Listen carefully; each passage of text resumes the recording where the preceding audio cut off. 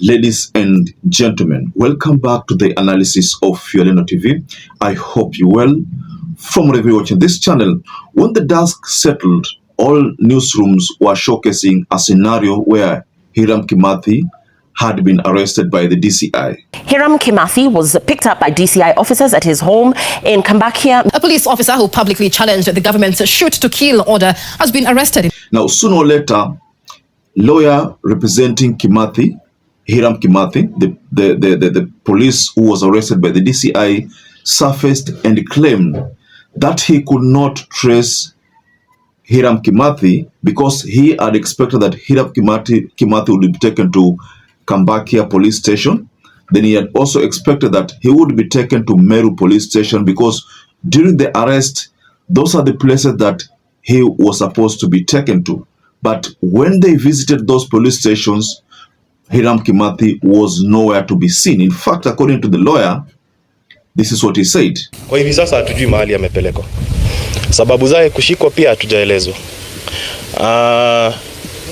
Mbinu ya kumshika, namna ya kumshika, wamemweka ndani ya gari lao Subaru, wakaenda na yeye, hatujui mahali wamempeleka. Tumefuatilia, hajapelekwa, hajafikishwa Kambakia police station ambayo ndio police station iko karibu na hapa, hajapelekwa Meru police station ambayo ndio police station nyingine iko karibu na hapa. Na pia wakati wamemchukua tulikuwepo hapa. Hali yake ya mwili ilikuwa sawa, hakuwa na majeraha yote, hakuwa na maumivu yote. Hivyo tunaomba akifikishwa mahakamani akuwe katika ile hali pia. Now, based on the argument from the lawyer, you can tell that he's literally trying to send a message that when it reaches on Monday, they expect, or he expect to see his client, that is HIRAM Kimathi, safe and sound, just the way he was picked.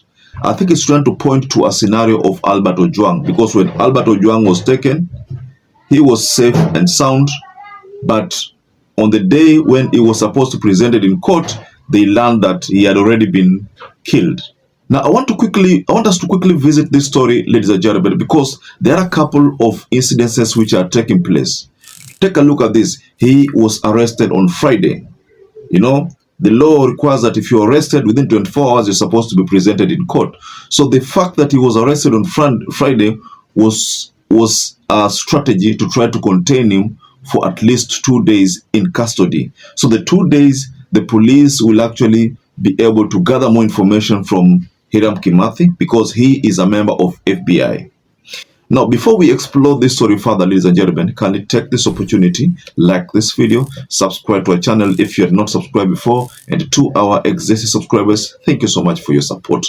Now, the big question is, if he was arrested in Meru, why wasn't he put in cell at maybe Kambakia, as alleged by the lawyer? Why not Meru police station, as alleged by the lawyer?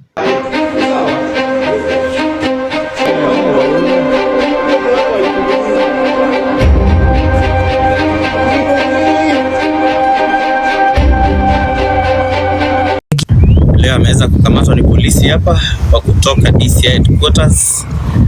Wametueleza watambook Kambakia police station.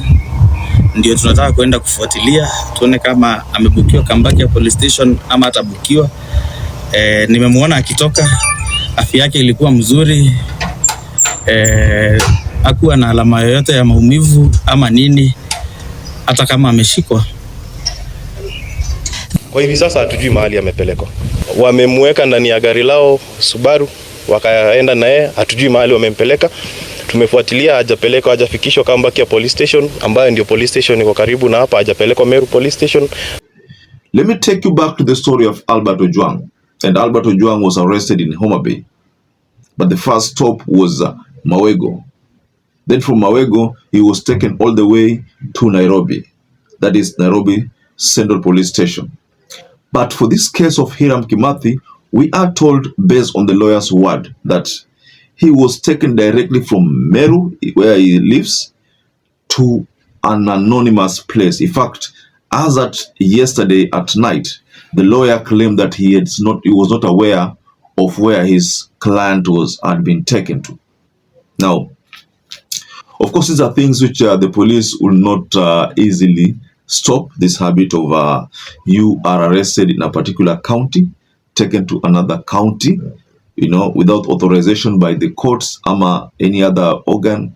You just be taken hivyo tu. So the DCI decided to execute that kind of strategy without authorization, most likely from the county, Meru County, commander.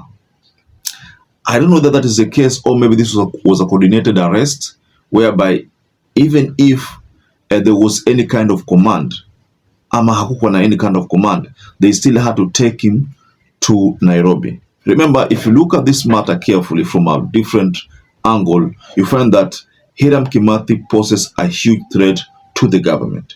We all remember when Murkomen issued a shoot order ya kwamba sasa ile kupembelezana na wakora ati wanapewa bondi ya pesa kidogo alafu wasunguke hapo wakuja tena kupigana na polisi, lazima ikwishe. Tumeelewana? Ile shida yenye inafanya hata polisi za wengine ipige wakora risasi ni kwa sababu wanashikwa, wanaenda, wanarudi, wanakuja kuchekelea polisi kuambia sasa tulifika wapi, hakuna penye tumeenda. Si ni ukweli? Na tumeambia polisi mtu yoyote mwenye atakaribia police station piga yeye risasi.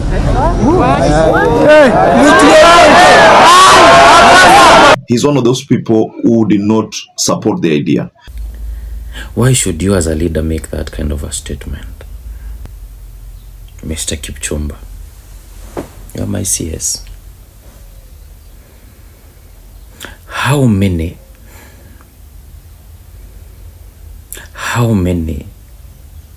can we kill